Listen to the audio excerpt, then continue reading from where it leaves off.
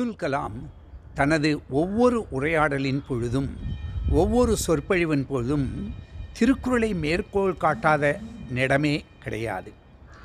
வெள்ளத்தனைய மலர்நீட்டம் மாந்தர்தம் உள்ளத்தனைவது உயர்வு, முயற்சி தன் மெய்வருத்த கூலி தரும், ஞாலம் கருதினும் கைகூடும் காலம் கருதி இடத்தார் செய்யின் என்று ஒவ்வொரு நிகழ்ச்சியிலும் இதனை தனது வாழ்க்கையில் நடந்த நிகழ்ச்சியுடன் ஒப்பிட்டு திருக்குறள் எவ்வாறு உலகப் பொதுமறையாக இருக்கிறது என்பதனை விவரித்துள்ளார்கள்.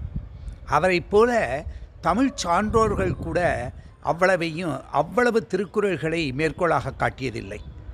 ஒவ்வொரு மாணவருக்கும் கூறும் பொழுது, நீங்கள் தமிழகத்திலே பிறந்து தமிழ் படித்ததில் திருக்குறளை முக்கியமாக கருதி அவசியம் நீங்கள் மனப்பாடம் செய்ய வேண்டும், அதன் குறள் வழியே வாழ வேண்டும் என்று